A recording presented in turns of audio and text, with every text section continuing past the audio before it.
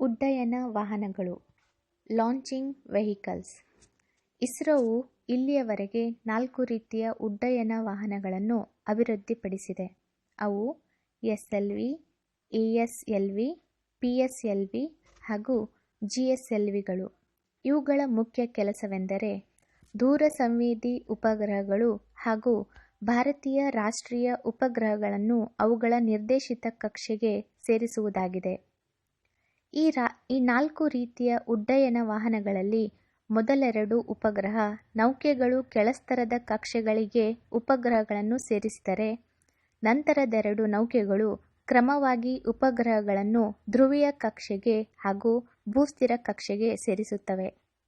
ಇದುವರೆಗೆ ಭಾರತವು ಉಪಗ್ರಹಗಳನ್ನು ವಿವಿಧ ಕಕ್ಷೆಗೆ ಸೇರಿಸಿದ್ದು, ಇವುಗಳಲ್ಲಿ 25 ಉಪಗ್ರಹಗಳಿಗೆ ವಿದೇಶಿ ಉಡ್ಡಯನ ವಾಹನಗಳನ್ನು ಬಳಸಲಾಗಿದೆ. ಉಡ್ಡಯನ ವಾಹನಗಳು 3 ಭಾಗಗಳನ್ನು ಹೊಂದಿವೆ. ಆಕ್ಸಿಲರೋಮೀಟರ್. ಇವು ಉಡ್ಡಯನ ವಾಹನಗಳ ಉಡಾವಣೆಯಿಂದಲೇ ಅವುಗಳ ಚಾಲನೆಯನ್ನು ನಿರ್ದೇಶಿಸಿ ಕಾಯ್ದುಕೊಂಡಿರುತ್ತದೆ. ಗೈರೋಸ್ಕೋಪ್. ಇವುಗಳನ್ನು ಉಡ್ಡಯನ ವಾಹನದ ಕಣ್ಣು ಮತ್ತು ಕಿವಿ ಎಂದು ಹೇಳಲಾಗುತ್ತದೆ. ಇದು ಉಡ್ಡಯನ ವಾಹನದ ವೇಗದ ಪ್ರಮಾಣ, ಸ್ಥಿತಿಗಳ ಬಗ್ಗೆ ಮತ್ತು ಉಡ್ಡಯನ ವಾಹನ ಪುನರ್ಸ್ಥಾಪನಾ ಪ್ರಯತ್ನವನ್ನು ಎಲ್ಲ 3 ಅಕ್ಷಾಂಶಗಳ ಮೇಲೆ ಹೇಗೆ ಮೂಡಬಹುದು ಎಂಬುದರ ಬಗ್ಗೆ ಮಾಹಿತಿ ನೀಡುತ್ತದೆ. ಸಿ-ಲೂಪ್ ವ್ಯವಸ್ಥೆ. ಇದು ಕಂಪ್ಯೂಟರ್ಗಳನ್ನು ಹೊಂದಿರುವ ಭಾಗವಾಗಿದೆ. ಇದು ಉಡ್ಡಯನ ವಾಹನ ಉಡಾವಣೆಗೊಂಡ ತಕ್ಷಣದಿಂದ ಹಿಡಿದು ಅದು ಉಪಗ್ರಹವನ್ನು ನಿರ್ದಿಷ್ಟ ಕಕ್ಷೆಗೆ ಸೇರಿಸುವವರೆಗೆ ಈ ವಾಹನವನ್ನು ನಿಯಂತ್ರಿಸುತ್ತದೆ. ಇದು ಉಪಗ್ರಹವನ್ನು 3 ಅಕ್ಷಾಂಶ ರೇಖೆಗಳಲ್ಲಿ ನಿಯಂತ್ರಿಸುತ್ತವೆ. ನೋದನಕಾರಿ.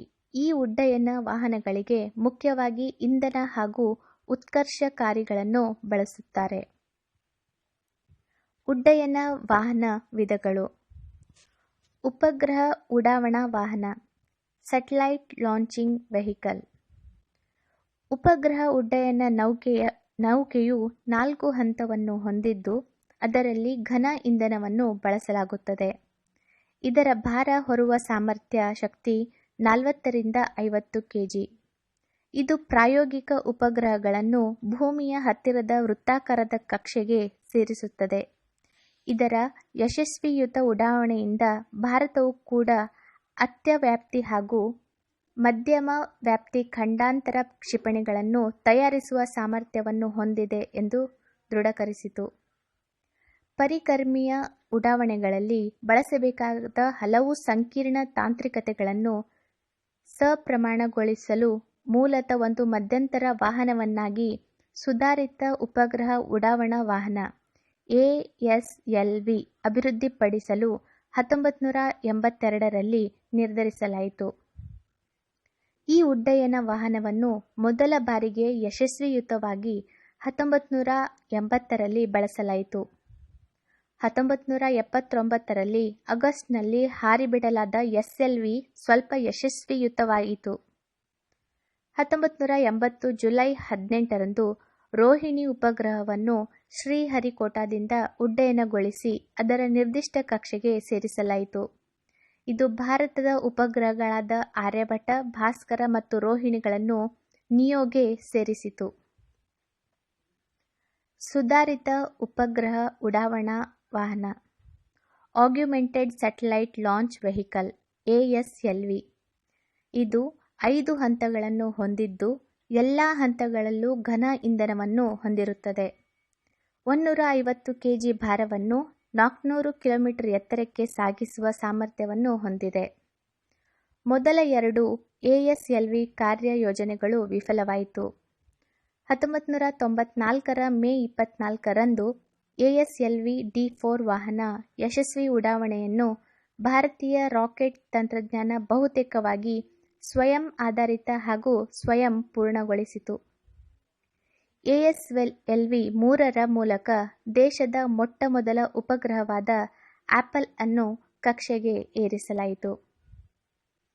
ಮೊದಲ ಅಭಿವೃದ್ಧಿಗೊಂಡ ಎಎಸ್ಎಲ್ವಿಯನ್ನು ಮಾರ್ಚ್ 1987ರಲ್ಲಿ ಉಡ್ಡಯನಗೊಳಿಸಲಾಗಿತ್ತು. ಆದರೆ ಅದು ಮೊದಲ ಹಂತದ ಘನ ಅನಿಲವು ಹತ್ತಿಕೊಳ್ಳದೆ ವಿಫಲವಾಯಿತು. 1988ರಲ್ಲಿ ಉಡ್ಡಯನಗೊಂಡ ಎರಡನೇ ASLV D2 ಕೂಡ ವಿಫಲವಾಯಿತು. 1992ರಲ್ಲಿ ಹಾರಿಬಿಡಲಾದ SROSSA ಉಪಗ್ರಹವನ್ನು ಹೊತ್ತುಕೊಂಡು ನಿಗದಿತ ಕಕ್ಷೆಗೆ ಮುಟ್ಟಿಸಿತು.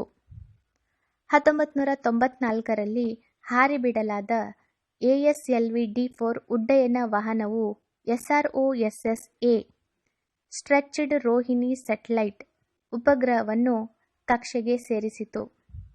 ಈ ASLV ಉಡ್ಡಯನ ನೌಕಾವಾಹನದ ಪ್ರಾಯೋಗಿಕ ಅಭಿವೃದ್ಧಿಯು ಮುಂದೆ PSLV ಉಡ್ಡಯನ ನೌಕೆಗಳ ಅಭಿವೃದ್ಧಿಗೆ ದಾರಿಯಾಯಿತು.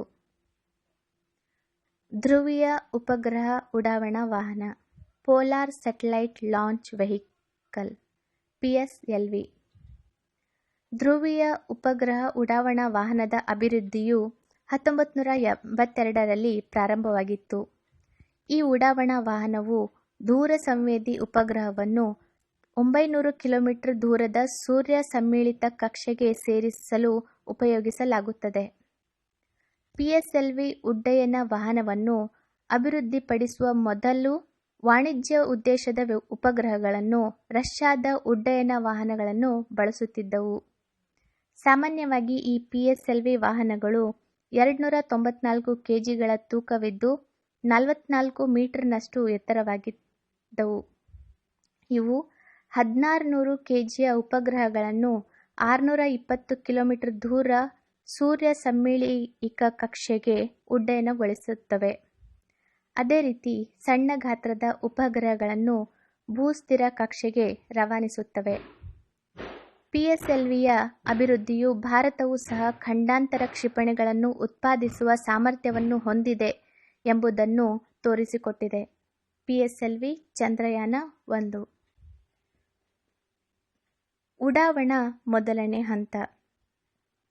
ಮೊದಲನೆಯ ಹಂತದಲ್ಲಿ ಹೈಡ್ರಾಕ್ಸೈಲ್ ಟರ್ಮಿನೇಟೆಡ್ ಪಾಲಿ ಬ್ಯೂಟೈಡ್ ಇನ್ ಎಂಬ ಘನ ಇಂಧನವನ್ನು ಹೊಂದಿದ್ದು ಮತ್ತು ಅಮೋನಿಯಾ ಪರ್ಕ್ಲೋರೈಡ್ ಗಳನ್ನು ಹೊಂದಿರುತ್ತವೆ.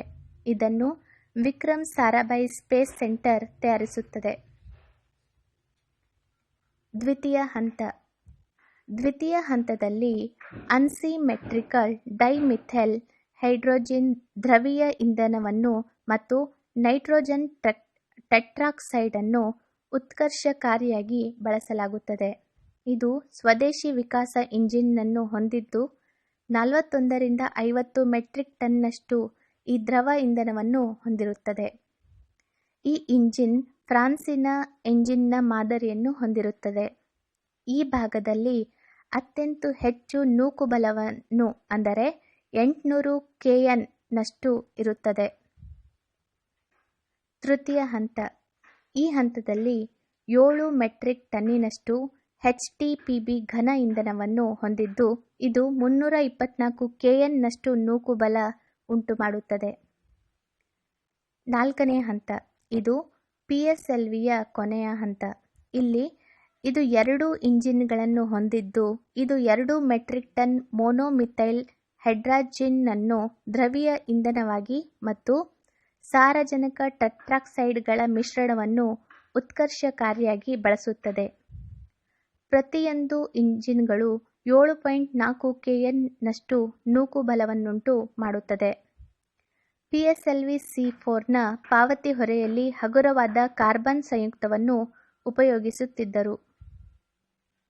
ಈ ವಾಹನದ ಮೊಟ್ಟಮೊದಲ ಅಭಿವೃದ್ಧಿ ಹಾರಾಟವನ್ನು ಸೆಪ್ಟೆಂಬರ್ 20ರಂದು HSARನಿಂದ ಮಾಡಲಾಯಿತು. ಈ ರಾಕೆಟ್ ಸುಮಾರು 840 kg ತೂಕದ ಉಪಗ್ರಹವನ್ನು ಉಡಾಯಿಸಿತು. ಅದರ ನಿಯಂತ್ರಣ ತಂತ್ರಾಂಶ ಅನುಷ್ಠಾನದ ದೋಷದಿಂದಾಗಿ ರಾಕೆಟ್ ಸಾಕಷ್ಟು ಔನ್ನತ್ಯ ಮತ್ತು ವೇಗವನ್ನು ಪಡೆಯಲಾಯಿತು. ಇದರಿಂದ PSLV D1 ಮೊದಲು ವಿಫಲಗೊಂಡಿತು.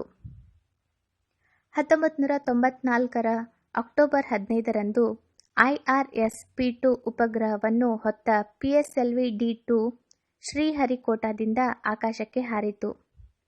ಈ ಉಪಗ್ರಹವನ್ನು ಧ್ರುವೀಯ ಸೂರ್ಯ ಸಮ್ಮಿಳಿತ ಕಕ್ಷೆಗೆ ಸೇರಿಸಲಾಯಿತು. ಈ ಯಶಸ್ವಿ ಉಡಾವಣೆ ದೇಶದ ಬಾಹ್ಯಾಕಾಶ ಕಾರ್ಯಕ್ರಮದ ಪ್ರಮುಖ ಮೈಲಿಗಲ್ಲಾಯಿತು.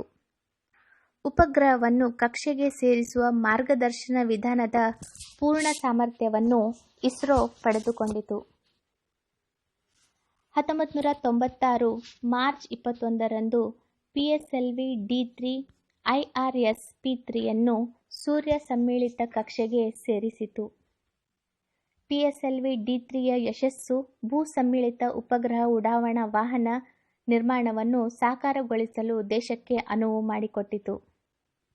ಮೊಟ್ಟಮೊದಲ ಪರಿಕರ್ಣೀಯ PSLV C1 ವಾಹನವನ್ನು 1997ರ ಸೆಪ್ಟೆಂಬರ್ 29ರಂದು SHAR ಶ್ರೀಹರಿಕೋಟಾದಿಂದ ಉಡಾಯಿಸಲಾಯಿತು. ಇದರಲ್ಲಿ 1200 kg ಭಾರದ IRS-1D ಉಪಗ್ರಹವನ್ನು ಕಕ್ಷೆಗೆ ಸೇರಿಸಲಾಯಿತು. 1981ರಲ್ಲಿ ಪ್ರಯೋಗಾತ್ಮಕ ಸಂಪರ್ಕ ಉಪಗ್ರಹ ಆಪಲ್ ಯಶಸ್ವಿ ಉಡಾವಣೆ ಮತ್ತು ಕಾರ್ಯಾರಂಭದ ನಂತರ ವಿವಿಧೋದ್ದೇಶ ಇನ್ಸ್ಯಾಟ್ ಸರಣಿಯ ಭೂಸ್ಥಿರ ಉಪಗ್ರಹಗಳಿಂದ ಸಂಪರ್ಕ ವಿಧಾನ ಮತ್ತು ಪವನ ವಿಜ್ಞಾನದಲ್ಲಿ ಕಾರ್ಯಸೇವೆ ಒದಗಿಸುವ ಪೂರ್ಣ ಪ್ರಮಾಣದ ಕಾರ್ಯಕ್ರಮವನ್ನು ಹಮ್ಮಿಕೊಂಡಿತು.